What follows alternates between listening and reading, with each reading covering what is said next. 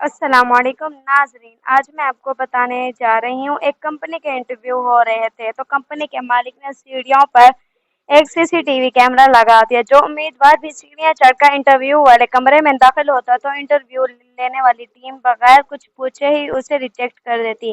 امیدوار حیران تھا کہ سیڑھیوں پر ایسے کیا ہے۔ اچانک ایک سبزی فروش کا بیٹا سیڑھی چڑھ کر کمرے میں آیا تو تمام نے تالیاں بجا کر استقبال کیا اور جاب کے لیے سلیکٹ کر لیا۔ اکثر اوقات ہم اپنے والدین کے لیے اس لیے خلاف بھی ہوتے ہیں کہ ہمیں لگتا ہے کہ ہم پر سختیاں کر رہے ہیں، جبکہ حقیقت تو یہ ہے کہ وہ ہمیں زندگی گزارنے کے اصول بتانے کی کوشش کرتے ہیں۔ ایک مشہور کمپنی میں جاب کے لیے انٹرویو ہو رہے تھے۔ صبح 8 بجے انٹرویو شروع ہوئے، لیکن حیرت کی بات یہ تھی کہ امیدواروں کی بڑی تعداد انٹرویو والے کمرے میں داخل ہو رہے تھے ایک منٹ کے اندر اندر ہی واپس آ رہے تھے۔ امیدوار ایک دوسرے سے پوچھ رہے تھے کہ تم سے انہوں نے کیا پوچھا، کون سا سوال پوچھ رہے ہیں، مگر سب کا یہی جواب تھا کہ انہوں نے دیکھتے ہی ہمیں واپس بھیج دیا۔ شاید وہ امیدوار کی پرسنالٹی چیک کر رہے ہیں، جیسے ہی ان کو کوئی بھی ہینڈسم لڑکا ملے گا تو اسے کام پر رکھ لیں گے۔ کچھ امیدوار تو احتجاج کر رہے تھے کہ ہم سے جاب کروانی ہے یا پھر ماڈلنگ، یہ سب ڈرامہ ہے، اصل میں تو سیٹ بک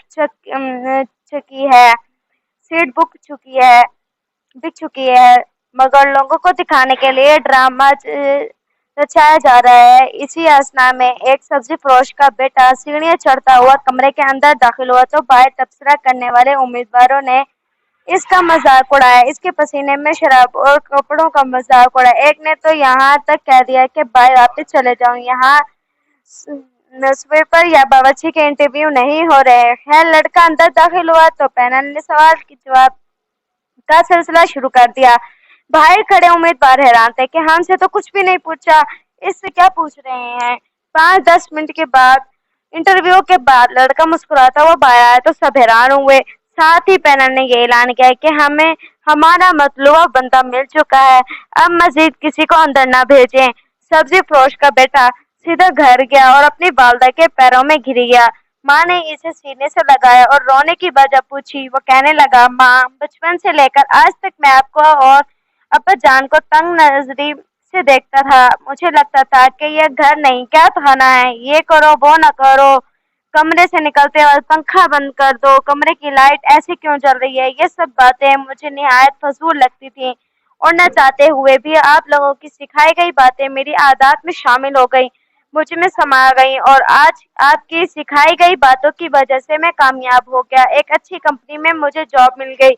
وہ کسی امیدوار سے کچھ پوچھ ہی نہیں رہے تھے اور میں جیسے ہی کمرے میں داخل ہوا تو مجھ سے میرا نام پوچھو، میں کہاں رہتا ہوں، والد صاحب کیا کرتے ہیں، ایسے ہی سوالات پوچھ کر جاب میں رکھ لیا۔ بعد میں انہوں نے بتایا کہ ہم ایک امیدوار کو غور سے دیکھ رہے تھے، جیسے ہی وہ بلڈنگ میں انٹر ہوتا ہم CCTV کیمرے سے اسے جج کر رہے تھے۔ گیٹ کے سامنے ہی کوڑا دان جان بوجھ کر گرایا گیا تھا، تم نے اسے اٹھا کر سائڈ پہ رکھا۔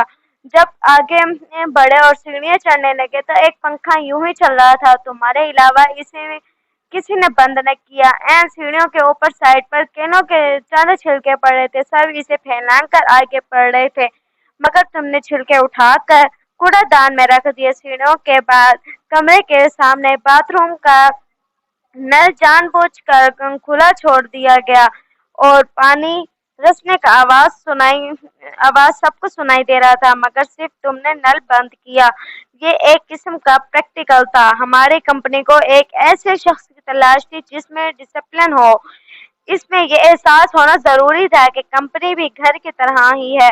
اپنے اندر ایسی عادات پیدا کریں کہ لوگ آپ کو پسند کریں۔ میں نے اکثر مسجدوں میں یہ دیکھا ہے کہ لوگ نماز پڑھنے کے دوران پنکھا آن کرتے ہیں اور واپس جاتے ہوئے بند نہیں کرتے۔ یہ بھی ایک قسم کی غیر ذمہ داری ہی ہے۔ اللہ تعالیٰ سے دعا ہے کہ وہ ہمیں آسانیاں عطا کرے اور آسانیاں تقسیم کرنے کی توفیق عطا دے۔ دوستوں، آج کی ویڈیو آپ کو اچھی لگی ہو تو اس کو لائک کریں، شیئر کریں، سبسکرائب کریں تاکہ آپ کو ہر نئی آنے والی ویڈیو کا نوٹیفیکیشن آپ تک پہنچ سکے اور اپنے کمنٹس میں رائے ضرور دیجیے گا۔ Thanks for watching. اللہ حافظ۔